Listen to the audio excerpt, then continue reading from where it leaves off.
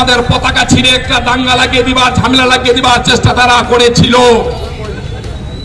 বন্ধু বিজেপি জেনে রাখো, বন্ধু সিপিএম জেনে রাখো, তৃণমূল কংগ্রেসের একটি পতাকা তোমার বিজেপির কর্মীদের গায়ের 50টা চামড়া টেনে নামিয়ে দিবে তৃণমূল কংগ্রেস কর্মীরা। যদি দুর্বল ভেবে থাকো তৃণমূল কংগ্রেসকে, তাহলে তুমি বোধহয় ভুল ভেবেছো আমার মনে হচ্ছে।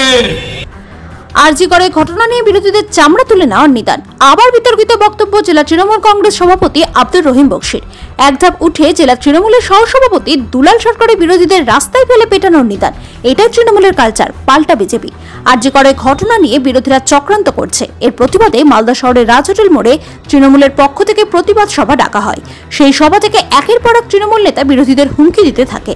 জেলা তৃণমূল কংগ্রেস সভাপতি আব্দুর রহিম বক্সি বিরোধীদের চামড়া তুলে নেওয়ার হুমকি দেন। জেলা তৃণমূল কংগ্রেসের সহসভাপতি দুলাল সরকার বলেন, চাইলে রাস্তায় ফেলে কেলাতাম ভালো করে, কিন্তু করিনি। তৃণমূলের অভিযোগ, গত 4 তারিখে রাত দখলের কর্মসূচি নেওয়া হয়েছিল। সেখান থেকে কিছু বিরোধীরা মানুষের সঙ্গে ঢুকে তৃণমূলের ঝান্ডা খুলে ফেলে দিয়েছে রাস্তা থেকে।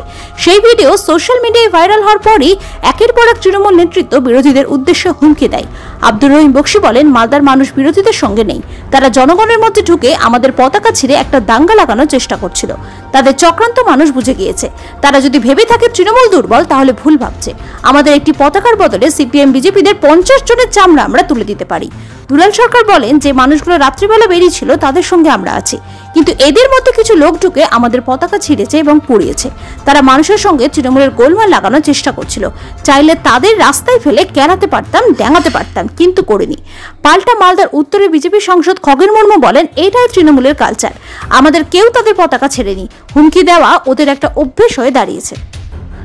যে মানুষগুলো রাতের বেলা আন্দোলনের মাধ্যমে নিরীহ লোকের, নিরীহ মায়েদের, বোনদের আন্দোলনের মাঝে এবং শিক্ষিত মানুষ ছাত্রদের আন্দোলনের পিছনে দাঁড়িয়ে তৃণমূলে কংগ্রেসের ঝান্ডা খুলেছে, আগুন লাগিয়েছে, তাদের প্রত্যেকের আমাদের কাছে নির্দিষ্টভাবে অভিযোগ আছে।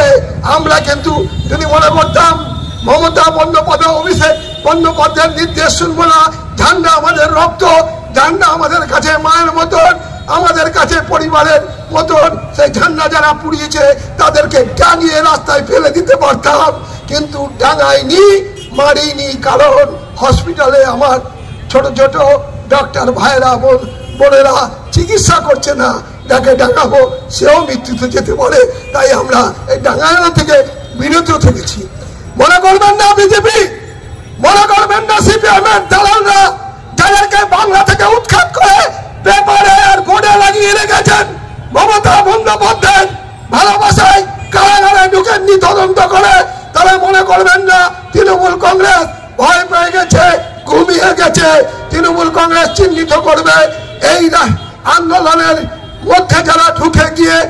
আমাদের আরজি করে যে ডাক্তার, লেডি ডাক্তার নিহত হয়েছেন, মমতা ব্যানার্জি সর্বোপরি প্রথম দাবি করেছেন আসামিকে খুঁজে ফাঁসির ব্যবস্থা করতে হবে। আমরা তৃণমূল কংগ্রেসের রাস্তায় নেমে আন্দোলন করছি, সর্বস্তরের মানুষ আন্দোলন করছে, আমরা তাদেরকে পূর্ণ সমর্থন করছি।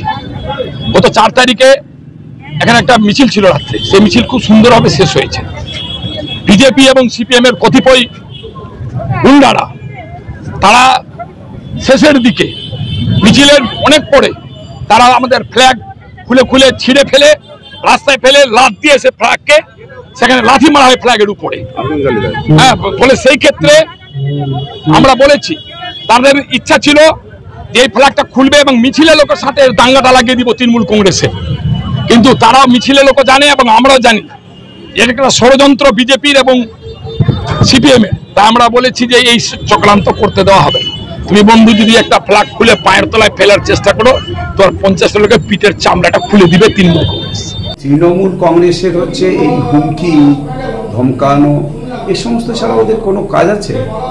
এরা তো হুমকি দেয়, ধমকায়, চমকায়। এটা শুধু তৃণমূলের যারা নিচে আছেন তারাই শুধু না, রাজ্যের মুখ্যমন্ত্রী স্বয়ং তিনি প্রধানমন্ত্রীকে ধমকি দেন, প্রধানমন্ত্রীকে হুমকি দেন।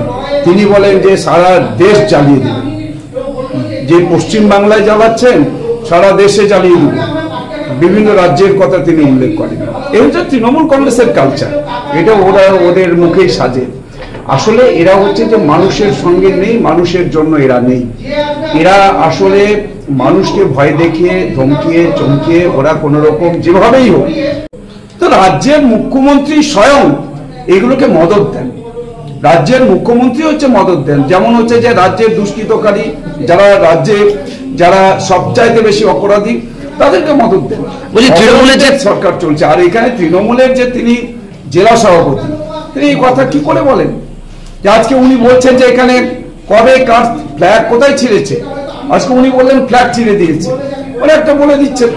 তারপরে হচ্ছে সমস্ত তাদের বিজেপির তার কর্মীদের উপরে তারা চড়াও হবেন, তাদের মারবেন, তাদের হচ্ছে যে কি বললেন তাদের পিঠে চামড়া তুলে দিবেন, এইসব এগুলো ওদের মুখে সাজে।